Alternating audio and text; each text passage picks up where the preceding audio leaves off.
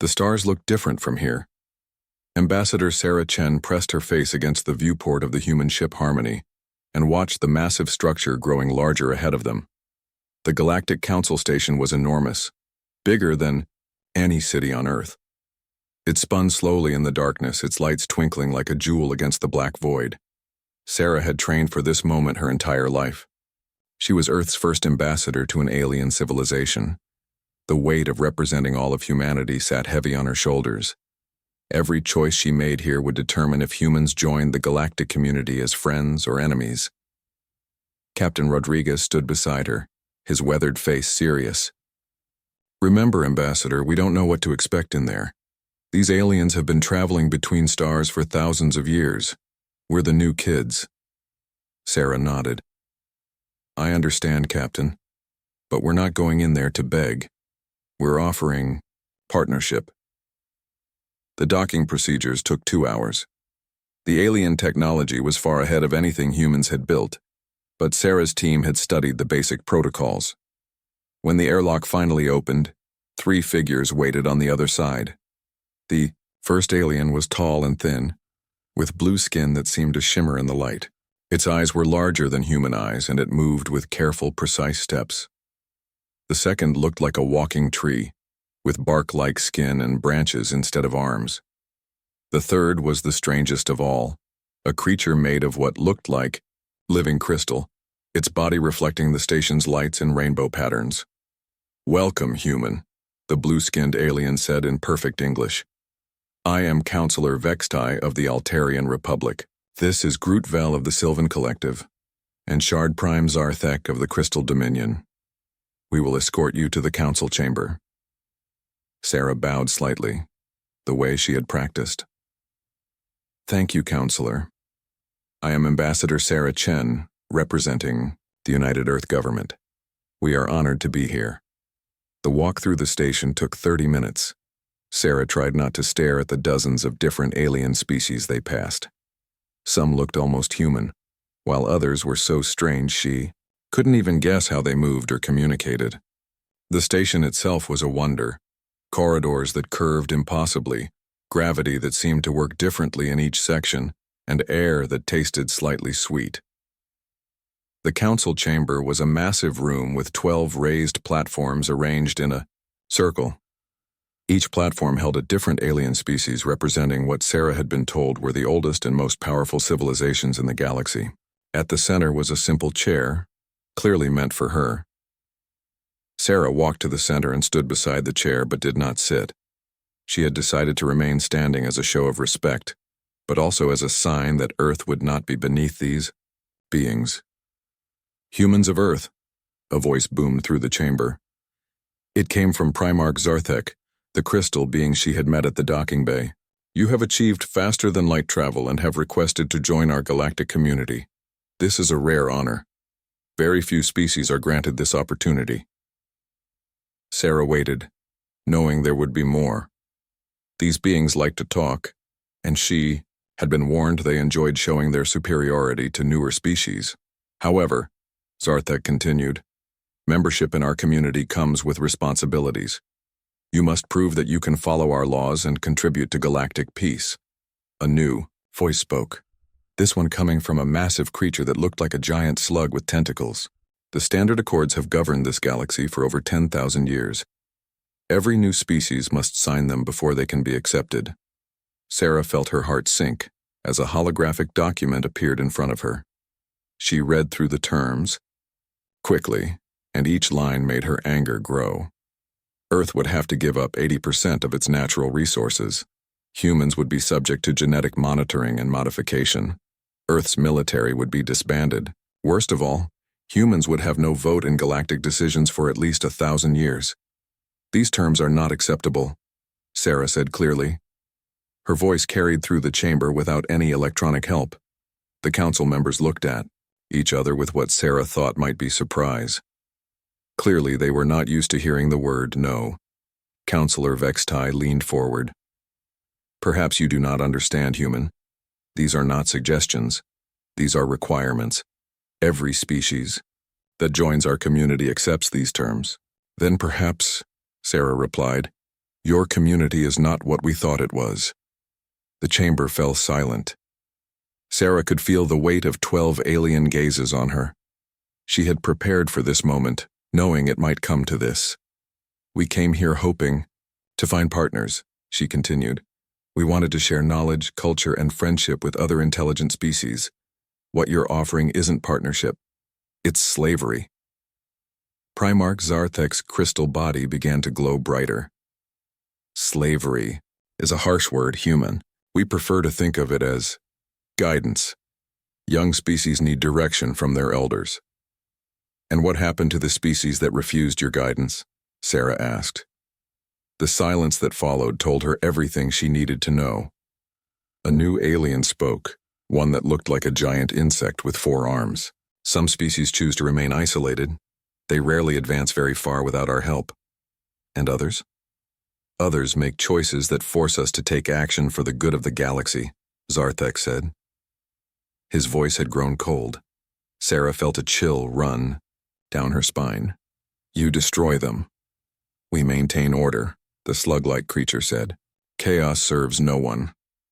Sarah looked around the chamber, studying each alien face. These beings had been ruling the galaxy for thousands of years, not through wisdom or leadership, but through fear and force. Any species that didn't submit was either isolated or eliminated. How many? She asked quietly. How many what, human? Vextai asked. How many species have you destroyed? Zarthek's glow brightened to an almost blinding level. That information is not relevant to your decision. It's very relevant, Sarah said, her voice growing stronger. Because it tells me exactly what kind of beings you are. She straightened her shoulders and looked directly at the Primarch. Earth's answer is no. We will not sign your accords. We will not surrender our freedom, and we will not kneel to bullies no matter how old or powerful they think they are. The chamber erupted in angry sounds from the various aliens. Sarah heard what might have been growls, hisses, and electronic screeches, but she stood her ground. You are making a grave mistake, human, Zarthek said, his voice like breaking glass. This galaxy is not kind to those who refuse our protection. We'll take our chances, Sarah replied. As she spoke those words, Sarah knew she had just changed the course of human history. There would be no peaceful joining of the galactic community. There would be no sharing of technology or culture. Instead, humanity now faced the possibility of war against an enemy that had ruled the stars for millennia. But as she looked at these ancient beings, Sarah felt something she hadn't expected. She felt sorry for them. They had become so used to others fearing them that they had forgotten what it meant to face someone who wasn't afraid. They were about to learn that humans were different. And that difference might just be what the galaxy needed. The guards came for Sarah 3 hours after her refusal. They were not the same aliens who had escorted her to the council chamber. These were different, bigger, armed, and clearly built for violence. They wore armor that hummed with energy, and their weapons looked like they could cut through steel. Sarah had been waiting in the guest quarters assigned to her delegation. She had used the time to record everything that had happened, storing the data in multiple hidden devices throughout her belongings. If something happened to her, she wanted Earth to know the truth about the Galactic Council. Ambassador Chen, the lead guard said in mechanical-sounding English, "You will come with us." Am I under arrest? Sarah asked, though she already knew the answer. You are charged with threatening galactic peace and refusing lawful authority, the guard replied. The trial will begin immediately. Captain Rodriguez stepped forward. Now wait just a minute, she's a diplomatic envoy. She has immunity under galactic law. The guard turned its massive head toward the captain. Galactic law applies only to recognized members of the galactic community. Earth is not a member. Sarah placed a hand on Rodriguez's arm. She could see him reaching for his sidearm, and she knew that would only make things worse. It's all right, Captain, she said quietly. Let them have their trial. The truth will come out. The council chamber had been rearranged. The 12 platforms now formed a semicircle, all facing the center where a single chair waited. This chair was different from before. It was clearly designed to restrain whoever sat in it. Sarah was forced to sit while energy restraints locked around her wrists and ankles. The restraints didn't hurt, but they made it impossible to move. She felt like an animal in a cage. Primarch Zarthek stood on his platform, his crystal body now pulsing with angry red light. Sarah Chen of Earth, you stand accused of crimes against galactic peace. How do you answer? I answer that your idea of peace is built on fear and oppression, Sarah said. Her voice carried clearly through the chamber. You refuse to acknowledge the authority of this council? I refuse to acknowledge the authority of tyrants. The word tyrants seemed to hit the council like a physical blow. Several of the aliens made angry sounds while others simply stared at her with what she assumed was shock. The slug-like creature spoke next. Do you understand what you are saying, human? This council has maintained peace in this galaxy for 10,000 years. Peace for whom? Sarah asked. Peace for the species you've enslaved? Peace for the ones you've destroyed? Or just peace for you? A new alien stepped forward, one Sarah hadn't seen before. It was humanoid, but much larger, with skin like black metal and eyes that glowed yellow. When it spoke, its voice sounded like thunder. Bring in the evidence, it commanded. 3 screens appeared in the air above Sarah. The first showed a planet covered in green forests and blue oceans. The second showed the same planet, but now it was a blackened, lifeless rock. The third showed ships fleeing the dying world. The Kethran system, the black-skinned alien said. They refused the Standard Accords 1,500 years ago. They claimed they wanted to remain independent. We offered them guidance. They chose violence instead. Sarah stared at the images. You destroyed an entire world because they wouldn't submit to you. We defended ourselves, Zarthek said. They attacked our ships when we tried to enforce galactic law. You mean when you tried to invade them? We do not invade, the insect-like alien said. We liberate species from their own ignorance. Sarah laughed, but there was no humor in it. Liberation, that's what you call genocide. The screens changed, showing different worlds, different species. Each time, the story was the same. A species refusing the Council's demands, followed by war, followed by extinction. 27 species, Sarah said, counting the images. 27 entire civilizations that you've wiped out because they wouldn't bow to you. 27 species that chose destruction over order, Vextai corrected. Their fate was their own choice. Sarah looked around the chamber at these ancient beings. And now you want to add humanity to that list. That depends entirely on humanity's next choice, Zarthek said. Earth can still avoid this fate. All your people need to do is submit to proper authority. And if we refuse, then Earth will join these other worlds in history's dustbin. The trial, if it could be called that, lasted less than an hour. Sarah was not allowed to present evidence or call witnesses. The council members simply repeated their demands and her refusals, building their case that she represented a threat to galactic peace. When they finally voted, the result was unanimous. Sarah Chen was guilty of crimes against galactic stability and would be executed as an example to other species who might consider defying the council. Before the sentence is carried out, Zarthek announced, the condemned may speak final words. Sarah had been thinking about this moment since the guards first came for her. She knew these words would be broadcast across the galaxy, sent to every world under council control. This was her last chance to speak for humanity. She stood as straight as the restraints would allow and looked directly at Zarthek. You call this justice, but it's nothing more than murder dressed up in ceremony. You've ruled this galaxy through fear for so long that you've forgotten there's another way. You think that because you're old and powerful, you have the right to decide the fate of every other species. Her voice grew stronger as she continued. But here's what you don't understand about humans. We don't kneel. We never have. You can kill me, but you can't kill what I represent. Back on Earth, billions of people are watching this.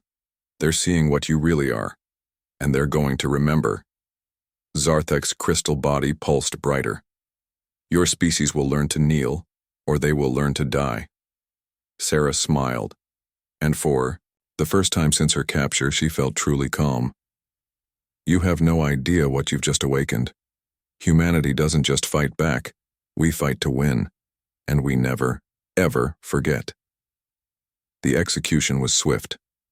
Energy beams from 12 different weapons struck Sarah simultaneously, reducing her body to atoms in seconds, but her final words echoed in the chamber long after she was gone. On Earth, in homes and offices and military bases around the world, billions of people watched their ambassador die. They heard her final words. They saw the casual cruelty of these ancient aliens who claimed to rule the galaxy, and they began to prepare for war. Captain Rodriguez and the remaining crew of the Harmony were released and escorted back to their ship. As they prepared to leave the station, Rodriguez activated a hidden transmitter that began broadcasting everything Sarah's equipment had recorded: the Council's admissions of genocide, their military positions, their weaknesses. The message reached Earth 47 hours later. By then, every military base on the planet was already receiving new orders. Project Horizon, humanity's secret defense program, was activated for the first time in its 50-year history. The Galactic Council had just made the biggest mistake in their 10,000-year reign. They had awakened something they didn't understand, a species that turned their rage into purpose, their grief into strength. Sarah Chen was dead, but her sacrifice had lit a fire that would burn across the galaxy. The silence in the United Nations Emergency Assembly was complete. President Martinez stood at the podium, looking out at representatives from every nation on Earth. Behind him, a massive screen showed the final moments of Ambassador Sarah Chen's life. 49 hours ago, Martinez began, his voice steady despite the weight of what he was about to say. Humanity learned that we are not alone in the universe. We also learned that the galaxy is ruled by beings who see us as nothing more than potential slaves. He paused, letting the words sink in. Ambassador Chen died trying to find a peaceful path forward. Her death proves that no such path exists with the current galactic order. The president touched a control on the podium and the screen behind him changed. Now it showed technical diagrams, ship designs, and military installations that most of the people in the room had never seen before. For 50 years. Since we first detected signals from space, humanity has been preparing for this possibility. Project Horizon was designed to defend Earth against hostile alien contact. Today, I am authorizing its full activation. Around the world, things began to happen that would have seemed impossible just days before. In the Australian outback, massive doors opened in what looked like empty desert, revealing underground shipyards that stretched for kilometers. In the asteroid belt, mining stations that had operated for decades suddenly shed their disguises, showing themselves to be fully armed military bases. Admiral Zhang Wei stood in the command center of the newly revealed Luna base, looking out through reinforced windows at the fleet assembling in Earth's orbit. Zhang was Sarah Chen's younger brother, and the rage in his heart was matched only by his dedication to military precision. "Status report," he said to his chief of staff. "All fleet elements responding," Colonel Morrison replied. "We have 47 destroyers, 23 cruisers, 8 battleships, and the flagship Retribution ready for deployment. Another 60 ships will be ready within the week." Zhang nodded. The numbers seemed small compared to what they faced, but humans had always been good at making the most of what they had. "What about the Prometheus drive?" "All ships are equipped and tested. We can reach any point in Council space within days, not months." The Prometheus drive was humanity's greatest secret. While other species had developed faster than light travel, gradually over thousands of years, humans had been forced to solve the problem in just 50 years. The result was a drive system that was not only faster than anything the Council used, but also impossible to detect or track. Dr. Elena Vasquez, the head of the Prometheus project, approached the Admiral. "Zhang, we need to talk about operational parameters. The drive system will give us a huge advantage, but only if we use it correctly." "Explain." "The Council species are old. They've been using the same technology, the same tactics for millennia. They think in terms of massive fleets moving slowly through established hyperspace routes. They won't expect small, fast forces hitting multiple targets simultaneously." Zhang studied the tactical display showing Council positions throughout the galaxy. Guerrilla warfare on a galactic scale. Exactly. Hit and run. Strike where they're weak. Avoid where they're strong. Make them react to us instead of the other way around.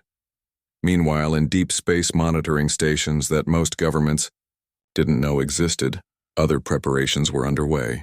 The signals that Captain Rodriguez had broadcast from the Council station were being analyzed by humanity's best cryptographers and military intelligence officers. "Sir," Analyst Park called out from his station, "we've cracked their communication protocols. We can monitor their entire fleet network." Colonel Hayes leaned over Park's shoulder. "What are they saying?" "They're not taking Earth seriously. They've assigned a single patrol fleet to monitor our system. The rest of their forces are continuing normal operations." Hayes smiled grimly. "Perfect. They still think we're primitives, who got lucky with faster-than-light travel. The mistake was understandable. Every other species the Council had encountered had developed space travel gradually. They started with chemical rockets, moved to fusion drives, then slowly worked their way up to FTL. It had taken them centuries or millennia to build significant space-based military forces. Humanity had done it differently. Once they knew hostile aliens existed, they had poured massive resources into space-based defense. While the Council thought Earth had just achieved basic FTL travel, humans had actually been testing it in secret for 20 years. More importantly, humanity's approach to technology was fundamentally different. Other species had developed their tools slowly, perfecting each technology over long periods. Humans were innovators, adapters, improvisers. They took whatever worked and made it better, faster, more efficient. The Council used massive ships because they had always used massive ships. Humans used whatever size ship worked best for the mission. The Council followed established hyperspace routes because those routes were safe and reliable. Humans created new routes when they needed them. President Martinez appeared on every screen. On Earth for the second time in 3 days, this time his message was different. "My fellow humans," he began, "you've all seen what happened to Ambassador Chen. You've all heard the Galactic Council's demand that we surrender our freedom, our resources, and our future to beings who see us as inferior." The president's expression hardened. "Their mistake is thinking that young means weak, that new means inferior. They've forgotten that sometimes being new means being better." Behind him, images of the hidden fleet appeared. Ships sleek and deadly, unlike anything the galaxy had seen before. "For 50 years we've prepared for this day, not because we wanted war, but because we refused to be defenseless. The Galactic Council rules through fear. They destroy any species that won't submit to their authority. Today, humanity gives them our answer." The president leaned forward, speaking directly to the camera. "We will not submit. We will not surrender. We will not kneel. Instead, we will show these ancient tyrants what happens when they threaten human beings." The broadcast ended, but its message spread through every communication network on Earth and beyond. In the outer colonies, mining crews and research teams received new orders. Hidden weapons caches were opened. Civilian ships were quietly refitted with military hardware. Most importantly, the truth about the Galactic Council began to spread to other species. The recordings from Sarah's equipment were translated into dozens of alien languages and broadcast on frequencies that the Council couldn't block. For the first time in millennia, the enslaved species of the galaxy learned that resistance was possible. Admiral Zhang stood before his assembled fleet commanders, looking at faces that showed the same mixture of grief and determination that he felt. "We are about to embark on the largest military operation in human history," he said. "We're outnumbered by thousands to one. We're facing enemies who have been fighting wars since before human civilization began. By every logical measure, we should lose." He paused, thinking of his sister's final words. But logic doesn't account for human stubbornness. It doesn't account for our refusal to accept that might makes right. And it certainly doesn't account for what happens when you threaten our families. Zhang activated the tactical display, showing their first target. The Council thinks they executed a human ambassador. What they really did was declare war on humanity itself. They're about to learn the difference. The fleet began to move, accelerating toward jump points that would take them deep into Council space. For the first time in 10,000 years, the Galactic Council was about to face an enemy that fought back not just to survive, but to win. The age of human space power was about to begin. Proxima Station floated in the darkness like a small moon, its surface covered with weapon platforms and sensor arrays. It was the Galactic Council's forward military base, positioned to monitor and control 3 major hyperspace routes.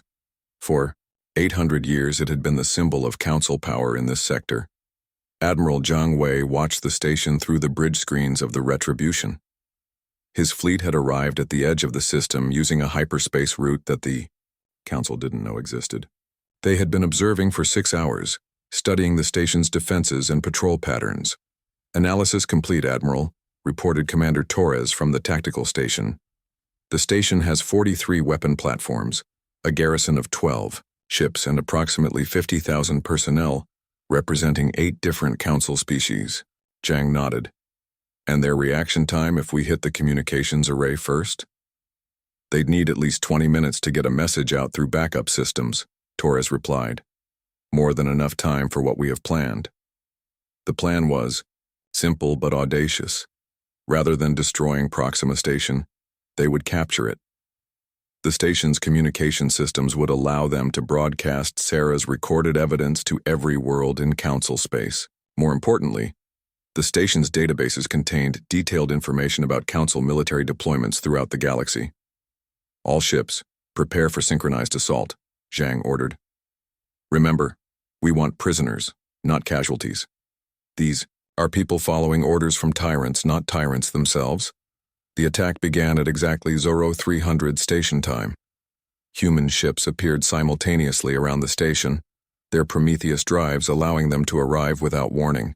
The first targets were the communication arrays and sensor platforms, strikes so precise that they disabled equipment without destroying the structures. The Council garrison reacted exactly as their training dictated. They formed a defensive formation around the station and began broadcasting distress calls. But their communications were already jammed, and the humans were using tactics they had never encountered before. Commander Vextal of the Council Defense Force watched in confusion as human ships seemed to teleport around his formation. Every time his ships tried to target them, they vanished and reappeared somewhere else. His weapons were designed to fight other Council ships, large, slow targets that followed predictable movement patterns. "What are these things?" his tactical officer asked in the clicking language of their species. "I don't know," Vextal replied. "But keep firing. They can't keep dodging forever." He was wrong. The human ships were smaller and faster than anything the Council had faced in millennia. More importantly, they were commanded by officers who had studied every recorded Council battle for the past 50 years. They knew exactly how Council forces would react to any given situation. The human ships struck like a swarm of angry insects, each one targeting specific systems on the Council vessels. Rather than trying to destroy the ships, they disabled engines, weapons, and life support systems. Within an hour, the entire garrison was helpless. "Station Commander," Zhang broadcast on all frequencies. "Your defenses are neutralized. You can surrender now, or we can board your station and take it by force. Your choice." "Station Commander." Zorkath was a veteran of 3 centuries of Council service. He had never surrendered to anyone, and he wasn't about to start now. "Unknown vessels," he replied. "You are in violation of galactic law. Withdraw immediately or face the consequences." Zhang almost smiled. "Station Commander, galactic law is the reason we're here. You've seen what your Council does to species. That won't submit. We're here to make sure it never happens again." The boarding operation began 15 minutes later. Human Marines in powered armor cut through the station's outer hull at dozens of points simultaneously. Their armor was designed to be intimidating, black metal with glowing red sensors that made them look like mechanical demons. But the real shock for the Council defenders was how the humans fought. Every Council species had evolved from prey, animals, or herd creatures. They thought in terms of group tactics and overwhelming force. Humans had evolved from pack hunters, and it showed in every movement they made. The human Marines moved through the station like they owned it. They used the station's own layout against its defenders, cutting off escape routes and forcing surrenders rather than deaths. Within 3 hours, Proxima Station belonged to Earth. Commander Zorkath found himself face-to-face with Admiral Zhang in the station's command center. The human was smaller than most Council species, but there was something in his eyes that made Zorkath step backward. "Why are you doing this?" Zorkath asked. "The Council offers peace and order to the galaxy. We maintain stability." Zhang activated a holographic display showing the images from Sarah's recording. The 27 dead worlds, the species that had been destroyed for refusing to submit. "This is your idea of peace?" Zhang asked. "Genocide disguised as law enforcement?" Zorkath stared at the images. Like most Council military officers, he had never seen the full extent of what his government had done to maintain power. "These species chose war," he said, but his voice lacked conviction. "No," Zhang replied. "They chose freedom, just like we're choosing now." Zhang activated the station's communication array and began broadcasting Sarah's evidence to every world within 50 light years. The response was immediate and explosive. On worlds that had been under Council control for centuries, suppressed populations began to rise up. Species that had been forced to serve as soldiers for the Council suddenly began questioning their orders. But the most important response came from the Council itself. Primarch Zarthek appeared on the main communication channel, his crystal body pulsing with rage. "Admiral Zhang Wei of Earth," Zarthek said, somehow knowing exactly who he was speaking to, "you have committed an act of war against the Galactic Council. Release our station immediately or face total annihilation." Zhang looked directly into the camera. "Primarch Zarthek, you murdered my sister. You've murdered millions of innocent beings across this galaxy. The only thing that's going to be annihilated is your reign of terror. You cannot stand against the full might of the Council." Zarthek replied. "We command fleets that number in the thousands. We have weapons that can destroy entire star systems." "Then bring them," Zhang said simply. "We'll be waiting." The transmission ended, but Zhang knew it was only the beginning. Intelligence reports were already coming in about massive Council fleet movements. They were mobilizing everything they had for a strike against Earth itself. Zhang turned to his communications officer. "Send a message to all human forces. Phase 1 is complete. Begin Phase 2 immediately." Across the galaxy, other human strike forces began their own operations. Military depots were raided. Supply convoys were attacked. Communication relays were destroyed. Each strike was precisely targeted to cause maximum disruption with minimum casualties. But the humans weren't just fighting a military campaign. They were fighting an information war. Every successful operation was broadcast to the enslaved species of the galaxy. The message was simple. The Council could be beaten. They weren't invincible gods. They were aging tyrants who had forgotten how to fight real wars. The response was beyond anything Zhang had hoped for. Species that had served the Council for millennia began to defect. Entire fleets switched sides. Worlds that had been sources of Council strength became centers of rebellion. On the bridge of his flagship, Primarch Zarthek watched reports of uprisings across his empire. In 10,000 years of rule, the Council had never faced anything like this. They had built their power on the assumption that resistance was impossible. "How many ships do we have ready for the strike on Earth?" he asked his military advisor. 2,000, Primarch, the largest fleet we've ever assembled. "And the humans?" "Our intelligence suggests they have fewer than 200 ships total." Zarthek's crystal body pulsed with satisfaction. "Then we will crush them completely. Every ship, every base, every human in space will be destroyed. And then we will sterilize their planet as an example to others." But as Zarthek planned his overwhelming assault, he failed to understand the most important thing about humans. They didn't just fight to win battles, they fought to win wars. And they had been preparing for this moment for 50 years. The battle for Earth was about to begin, but it wouldn't be the one-sided slaughter that Zarthek expected. It would be the beginning of the end for the Galactic Council's reign of terror. The Council fleet emerged from hyperspace at the edge of the Sol system, like an avalanche of metal and energy. 2,000 ships, representing the combined military might of 12 ancient civilizations, stretched across space in a formation that had conquered galaxies. Primarch Zarthek stood on the bridge of his flagship Eternal Dominion, watching Earth grow larger on the tactical display. The small blue planet looked so insignificant compared to the force he commanded. Soon it would be nothing but cooling rock and ash. Human fleet detected, his tactical officer reported. Approximately 150 ships in defensive formation around the third planet. Zarthek's crystal body pulsed with satisfaction. As expected, they're trying to protect their homeworld. How primitive. What Zarthek didn't know was that the human fleet he could see was only a small part of Earth's defenses.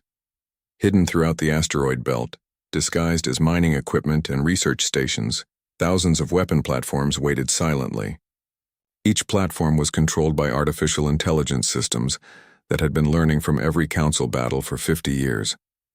Admiral Zhang Wei stood in the command center of Luna Base, watching the council fleet approach. His sister's killers had finally come to him and he was ready. "All hidden platforms report ready," Commander Torres announced. "The trap is set." "Signal all fleet units," Zhang ordered. "Begin Operation Retribution." The battle began exactly as Zarthek expected. The human fleet moved to intercept his forces, their small ships darting forward like insects attacking a Yade giant. His ships opened fire with weapons that could vaporize mountains, and several human vessels disappeared in balls of superheated plasma. "Too easy," Zarthek muttered. "Their ships are fast, but they cannot stand against our firepower." Then the asteroids began to move. What Zarthek had assumed were chunks of space rock suddenly revealed themselves as massive weapon platforms. Hundreds of them, scattered throughout the solar system, all turning their guns on his fleet. The Council, formation, spread out to surround Earth, suddenly found itself surrounded instead. "Impossible," Zarthek's tactical officer gasped. "The readings show at least 800 platforms. How could they build so many without us detecting them?" The answer was simple. Humans had been building them for 50 years, one at a time, hidden among legitimate mining operations.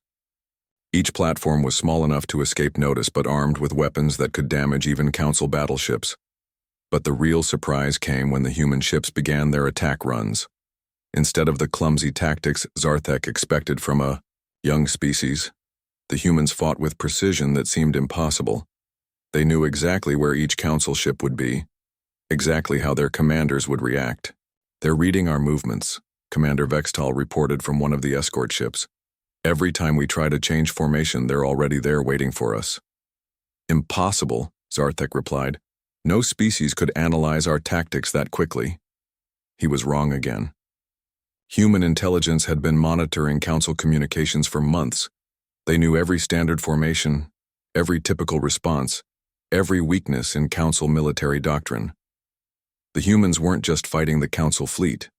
They were fighting 10,000 years of military tradition. The battle raged for 3 days. The Council's superior numbers meant nothing when they couldn't coordinate their attacks. Every time they tried to regroup, hidden weapon platforms would open fire from unexpected directions. Every time they tried to retreat, human ships would appear to cut off their escape routes. On the second day, Admiral Zhang launched the most audacious phase of his plan. Instead of just attacking Council ships, human Marines began boarding them. The powered armor that had looked intimidating at Proxima Station was nothing compared to what the humans wore into the Battle of Seoul. These suits were works of art and terror combined. Black as space itself, with glowing red sensors and weapon systems that seemed to respond to their wearers' thoughts. But it wasn't the armor that terrified the Council crews. It was the humans inside them. Council species had evolved from prey, animals. Their instincts told them to flee from predators, to hide, to surrender when faced with superior force. Humans had evolved from pack hunters. Their instincts told them to pursue, to coordinate, to never give up until their prey was dead. Boarding actions became psychological warfare, as much as military operations. Council crews would surrender entire ships rather than face human Marines in close combat.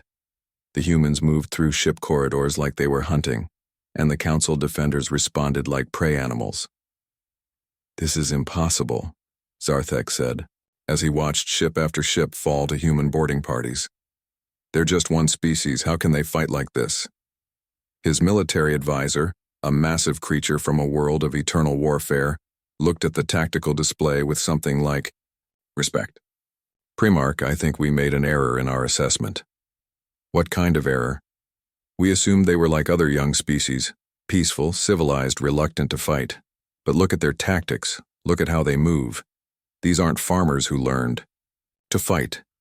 These are predators who learned to build starships." On the third day, Zarthek's flagship came under direct assault. Admiral Zhang himself led the boarding party, his armor marked with symbols that the Council databases identified as belonging to Sarah Chen. The corridors of the Eternal Dominion became a maze of terror for its crew. Human marines seemed to appear from nowhere, striking with weapons that could cut through any armor, disappearing before the Council forces could respond. Zarthek found himself cornered in his own command center, surrounded by the last of his loyal guards. The massive doors to the bridge had been sealed, but they both knew it wouldn't matter. If humans could board a flagship in the middle of a battle, they could certainly cut through a door. When the doors finally opened, Admiral Zhang walked through alone. His armor had been damaged in the fighting, and Zarthek could see the man's face through the cracked visor. There was no anger there, no hatred, just cold, professional determination. "Primarch Zarthek," Zhang said in perfect Council standard. "You wanted to judge humanity by your standards. Now humanity judges you by ours." "I surrender," Zarthek said quickly. "The fleet surrenders. Call off your attack." Zhang tilted his head slightly. "The same mercy you showed my sister?" Zarthek's crystal body began to pulse with fear. "Please, I was following ancient law. The Council demanded her death." "And I'm following human law," Zhang replied. "You murdered an ambassador under a flag of truce. The penalty for that is death." But Zhang didn't kill him. Instead, he activated a holographic recorder. "You're going to confess. Every species you've destroyed, every world you've conquered, every life your Council has ended. All of it. And if I refuse?" Zhang gestured to the tactical display, which showed the remains of Zarthek's fleet. "Then you join your ships. But if you confess, if you help us free the species your Council has enslaved, you might live to see the galaxy become something better." The confession took 6 hours. Zarthek revealed atrocities that spanned millennia, weapons hidden throughout the galaxy, secret prisons where entire species were held in slavery. With each revelation, Zhang felt his sister's death become more meaningful. When it was over, the Battle of Sol was history. Of the 2,000 ships that had attacked Earth, fewer than 300 remained intact.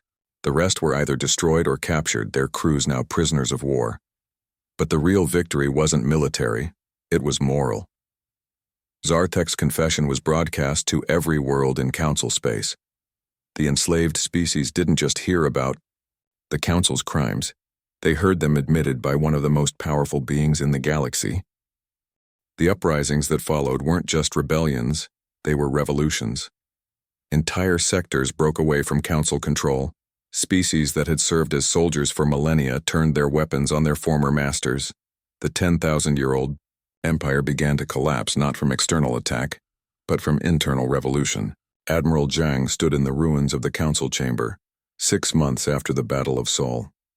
The great stations where 12 species had ruled the galaxy were now empty except for human peacekeeping forces and representatives of the newly freed worlds.